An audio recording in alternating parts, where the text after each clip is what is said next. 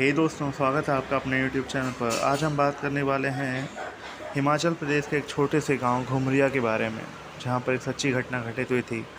घटना कुछ इस प्रकार की थी दोस्तों कि गांव का खुशहाल परिवार का एक लड़का हमेशा से ही सेना में जाने के सपने देखा करता था और काफ़ी कड़ी मेहनत के साथ उसने स्कूल में पढ़ाई की और स्कूल के बाद वो सेना की नौकरी में लगा।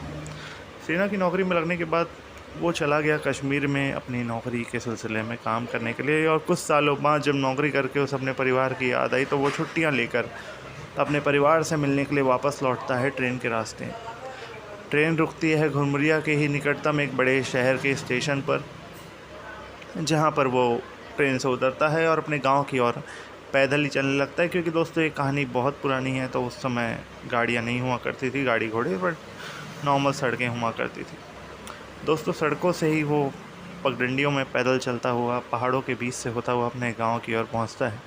इस बार उसे गांव बहुत ही अलग सा तरीके का लग रहा था। काफ़ी कोहरा था, काफ़ी बदला बदला टाइप का।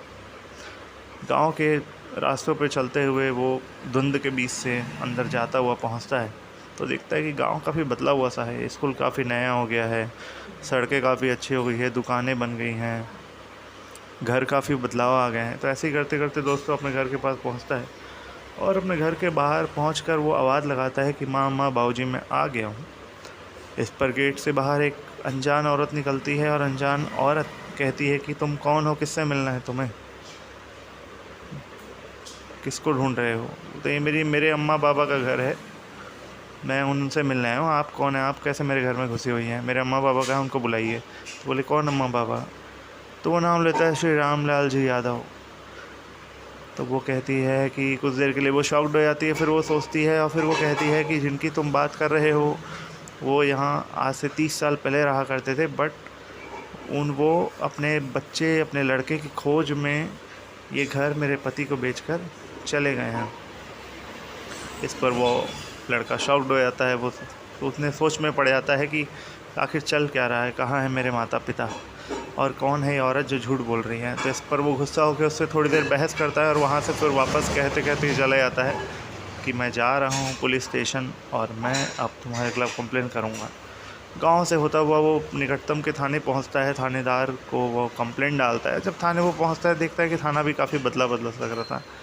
तो थानेदार से वो कंप्लेन करता है और थानेदार को कंप्लेन करने के बाद थानेदार के साथ वो गाड़ी में बैठ के गाँव की तरफ आता है। उस औरत से वो बातचीत करता है। तो औरत उसे पूरी कहानी बताती है पुलिस वाले को और फिर पुलिस वाले वहाँ से चले जाते हैं कि ये सोचकर कि लड़के को कोई मानसिक परेशानी हो गई होगी, वो गलत गांव आ गया होगा। फिर जब वो पुलिस वालों को थाने छोड़कर वापस अपने गांव में आता है तो इस बार ना धुंध रहती है ना कोहरा। इस बार घर में मिलते हैं उसके असली माँ बाप।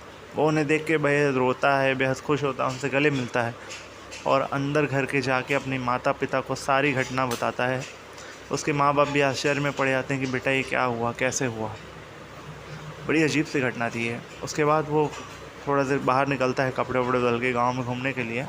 तो निकटतम एक चाय दुकान पर जहाँ बच्चे खेल रहे थे वहाँ बैठकर एक वृद्ध व्यक्ति से बात कर रहा होता है। तो वृद्ध व्यक्ति बिना उसके पूछे ही उससे कहता है कि बेटा चिंता मत करो, अब सब कुछ ठीक है।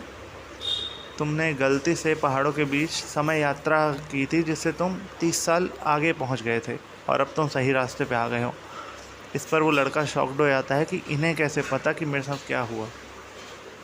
तो वो उठ कर कहता है कि बाबा आप चाय पियेंगे। तो वो चाय लेने के लिए उठता ही है और पलट के जैसे देखता है वो वृद्ध व्यक्ति उस दुकान से गायब था। चाय वाले से पूछता है यहाँ बाबा बैठे तो कहाँ गए। तो वृद्ध दुकानदार कहता है कि वो यहाँ कौन बैठे थे, और तो तुम अकेले बैठे थे, तुम तो अपने आप से बात किए जा रहे थे। तो इस पर वो लड़का शॉक्ड हो जाता है और सोच में पड़ जाता है कि मेरे साथ क्या हुआ। दोस्तों ये आज भी मिस्ट्री बनी हुई है उस गांव में कि वो वृद्ध व्यक्ति कौन था, बट ये कहानी बहुत सही है। मेरा एक फ्रेंड वहाँ घूमने गया था जिसने मुझे ये कहानी बताई और मैं भी अब वहाँ विज़िट करने वाला हूँ जानने के लिए। दोस्तों वीडियो कैसा लगा, वीडियो को लाइक करिएगा, कमेंट करिएगा, वीडियो को शेयर करिएगा और चैनल को सब्सक्राइब करिएगा ताकि हम आपके लिए ऐसी ही नई नई कहानियाँ लाते रहें। दोस्तों thank you so much video को देखने के लिए।